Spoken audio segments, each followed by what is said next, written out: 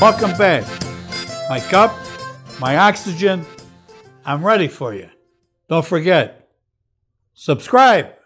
You got to subscribe. Remember the thumb. You don't want a hammer thumb, do you? Okay. There was always going to be. You have problems at home with your wife. You have problems at home with your peers. No different with your crew guys. There's always going to be somebody that's a little difficult that thinks they know more than you. I learned one thing. Don't take a college guy in a score because they think they're smart. They probably are. A lot smarter than me. But now when it comes to criminal activity, they think completely out of the scope. And that's understandable. Their whole line of thinking. If I tell them, go pick up that glass, they'll go pick up a bottle. Because that's all they're here in their mind. Because they think this is what they want. They're not thinking what you tell them they do. So that was one of my biggest problems with my guys. And I had 2 college guys. 3. Larry Neumann, Wayne Matecki, and Ernie Davino. Joe Blasco, I never stole with him until Bertha's. All right? Me and Leo were the guys. We were the guys. Neither one of us had a high school education, but we could do anything. So we used these other guys. Wayne would do anything we say.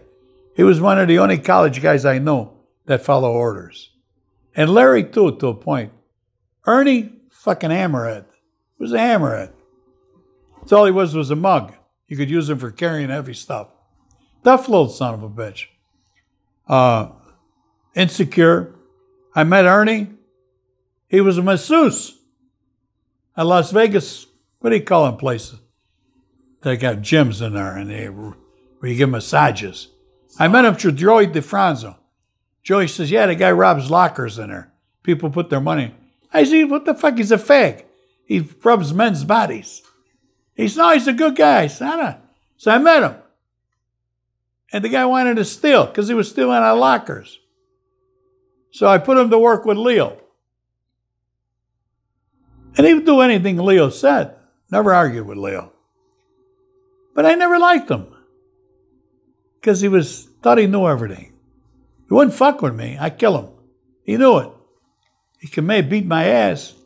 You beat it today, you better leave town tomorrow. All right? So I never really liked him. And I always knew one day he would do something. Now, a roll. After I rolled, he tried to cut a deal with the government. He literally tried to cut a deal with the government. How do I know? They told me. I said, well, did you take him? It could make my case. You know, and I'm wrong. No. He would screw everything up. This guy don't know what the fuck he's talking about. We got enough with you. We don't need him. They turned him down. I don't give a shit what he says. The government ain't going to lie to me about that. So there you are. Now, Leo, the only time you had to worry about Leo is if Leo was drinking. You could not put liquor in this guy. He would fight anybody. He'd punch you off except for me. He was dangerous when he was drinking. I love this guy, Leo. As a matter of fact, he's still alive. And I didn't put him in jail. He got caught dead bang. You know, and he got himself, all these guys. I think about Leo all the time. Another nice guy. If he was watching this right now, what would you say to Leo? Leo, I have no reason to apologize to you. We all went on this robbery knowingly what we were going to do and what the consequences would be. Only thing I'm sorry that you let Tony tell you to fight the case. That caused you guys to get more time. And it was just to save his ass. You think he gave a shit about you and everybody in there? He tried to kill me, Leo. I looked at you every day in court. You wouldn't look at me in the face. And I can understand that. You were probably disgusted with me. I was disgusted with me, Leo. Well, where am I going? Would it be better off I was dead? Look, you're alive. I'm still alive. He's dead. This is going to happen anyway.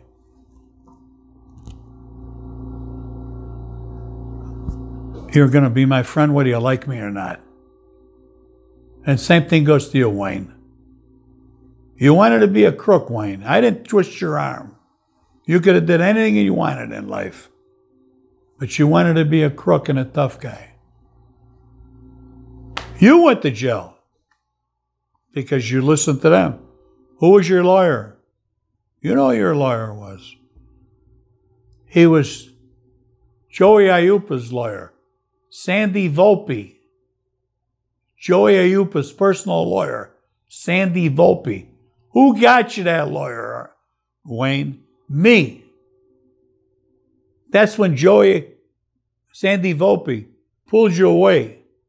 I didn't say nothing. I hadn't rolled yet. I understood his logic. Keep you a distance from all of us. You should have pulled me on the side and talked about it. But I trusted you. You didn't roll. I still love you too, Wayne. And I never knew you had a twin brother, you son of a bitch. I found out in court. Anyway. What about Ernie? Ernie quit telling too much stories. You exaggerate. You know perfectly well, Ernie, that you were the one that filled in Sal Romano. Not me. It's documented. You filled him in. You knew what I told you, that he was bad. I told you 2 Chicago detectives told me he was an informant. You already filled him in. You wouldn't listen. Then you apologized. And you go around trying to write a book saying that it went not the way I said. Say whatever you want, Ernie. Everybody knows the truth. If you tell the truth, you probably could have had a book today. I don't know what. You want to be a millionaire? You don't make no money on books. I'm done with you, Ernie. Just stay away from me. Sal Romano. Sal Romano? I don't believe in being an informant like you were. You had no reason to do it. It kept you free. Maybe you were scared to go back to jail. You didn't want to leave your family if you had one. Whether you live or die, I don't care, Sal. It didn't hurt my life one way or another. Matter of fact, you've probably done me a favor. Who else?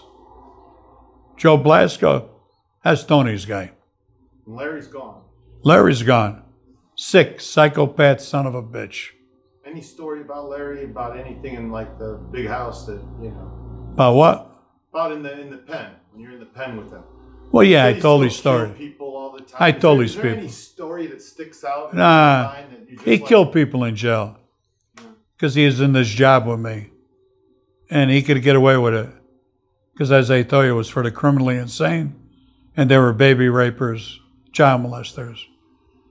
And nobody cared who he killed. I know that I worked a graveyard shift. And whenever I came out in the morning and there was one of them wicker baskets, I knew there was a stiff in there. Probably Larry killed him. Did I ask why or who did? No. You don't ask them questions. But how did he die in that cell? We take their glasses, all their material, where they couldn't kill themselves. Some of them had their throats cut, their wrists slashed. Who's going to testify? I'd see one maybe once a week. He was a very dangerous man, very dangerous. I mean, that's 50 a year. Huh? That's 52 a year. He's in there for years. It could be. Huh? Could be. You know, they don't keep count. They got these people that died, that were murdered in there. They got a cemetery back there. It's called Potter's Field. They bury them in there. Probably not a name on there. Nobody claims their bodies. There's no write-ups about it. You know, they don't talk about that shit because it draws heat to the penitentiary, the staff, the wardens, this and that.